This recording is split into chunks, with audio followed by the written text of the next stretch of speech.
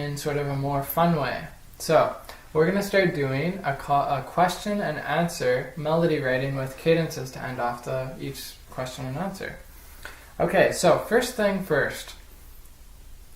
Now, I think we talked a little bit before in a later lesson about questions and answers, but I'm just going to go over a little bit more again. So, first we're just going to start with these really simple parameters, and then, later on, up here we've got the Q and the A. Q and A time. Okay, so first thing you need to do with the Q, or the question, is you need to compose something. So, you need to write some sort of melody. So, I picked something easy, C major. And just for simple sake, because of this, the way this thing's laid out, it'd be really hard to get 4 bars on here and make them clear enough for people to see. So I just did a 2-bar melody, but I want you guys to do 4 bars. So it's the same, so you can get the idea of how this is going to sound. But so you're going G, G, and then you write your melody out. And then now, so I'm going 1, so I need to use a chord tone. So it's C, C, E, or G. So I picked C, and I want it to fall to B. So it's going C to B. Then I've got a common tone, G, and E to D. You'll notice I'm writing this in keyboard style, right? That's because the way this is all set up, generally you're going to either be writing the whole thing in keyboard or the whole thing in choral. And because I like it actually comes from the answer. And that gives it kind of a better feeling. It sounds more logical almost. If you just make up something completely different, it'll give a totally different feel. But, this is very creative. It's composing, right? It's melody writing. You do get to add your own little personal touch. So I can't tell you, don't do this, do this, do this. I'm just trying to give you a couple ideas.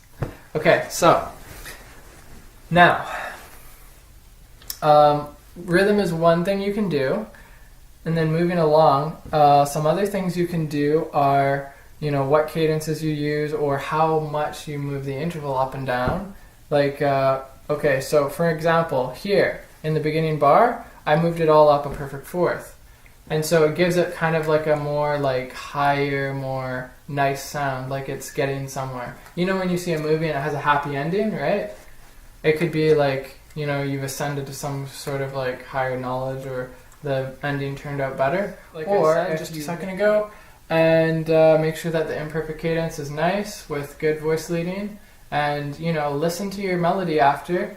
What I would like you to try to do is compose your melody in your head first, try writing it down, and put some sort of rhythmic motive, try to take a couple rhythms. So you could go, okay, I'm going to use quarter notes and eighth notes.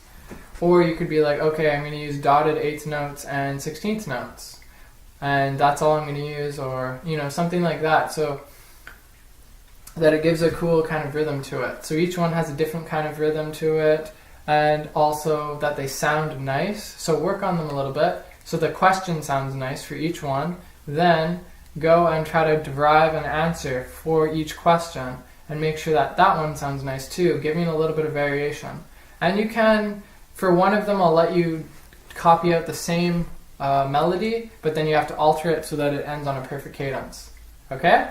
And so after you've done that, listen to it, and if it doesn't sound good, keep working on it until, you can get it to sound good.